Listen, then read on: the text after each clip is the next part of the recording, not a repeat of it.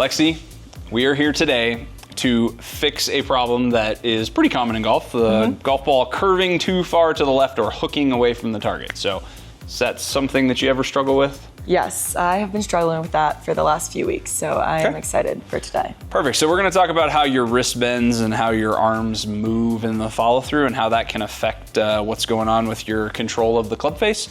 And then we'll talk about a way to fix that. So stay tuned. Let's do it. Let's do it. So if this is what your shot pattern looks like, I've got a way to fix that. So really the first thing that you need to understand is why the golf ball is doing that. So when we're talking about your wrist bends, your wrist can move in a couple different ways. The two that we're gonna talk about today are flexion in your lead wrist, which is basically like bowing your lead wrist, okay? When you do too much of this, it closes the club face. Okay. So a lot of golfers who hook the golf ball have too much lead wrist flexion.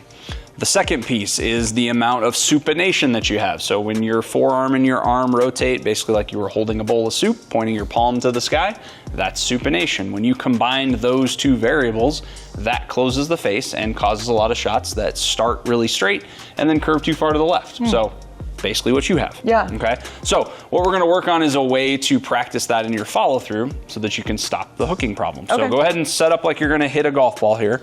And what I want you to do is just make a swing and stop for me when you get to about chest high in your follow through. Perfect. So a lot of golfers who hook the golf ball too much at this point in time will have the face pointed down to the ground and their lead wrist will be flexed some amount. So if this looks like you, where you have either the shaft and the club pointed down to the ground here like I'm showing you on the camera, or even if the shaft gets too far to the left of you when you finish and the face is pointed down, this is the drill for you. So the way that you want to fix that is first you want to start by minimizing the amount of flexion that you have. So same thing, go ahead and set up like you're going to make a swing.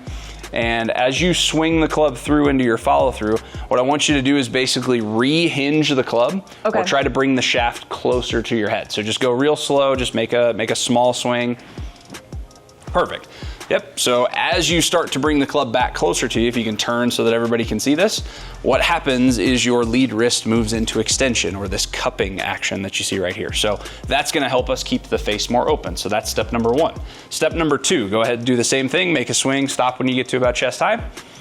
You're gonna re-hinge the club and you're gonna make sure that your lead elbow, so for you in this case, it'll be your left elbow, stays higher than your trail elbow in the follow through, okay? That'll keep your palm pointed more down to the ground. That'll prevent the rolling or that supination that I was talking about. So when you supinate your lead arm, what happens is your forearms crisscross and you can see how your elbow is now in the reverse position, right? Your trail elbow is higher than your lead elbow. So you're gonna make some swings where you're basically trying to bring the club back towards you and you're gonna keep your lead elbow up above your trail elbow. It'd be a really good way to help you prevent closing the face. So make a couple of those swings just really slow and hold your finish and we'll sort of talk about where you're at. Okay, so at what point in my swing should I start to hinge the club back up? Basically as soon as you hit. So basically trying to bring that club closer to you as soon as you move into your follow through.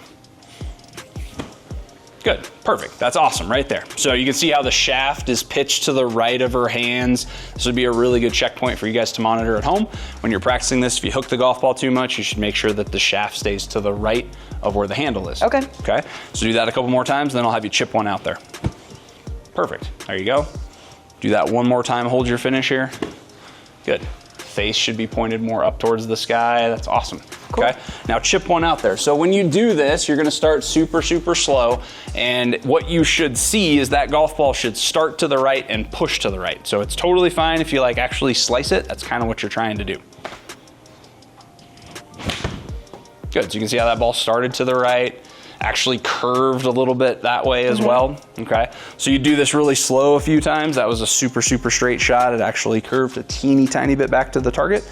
But really what you're trying to do is get that ball to start to the right and just kind of stay out there. So go a little faster on this one. Try to hit this maybe closer to 100 yards. Good. Started to the right, kind of pushed out there.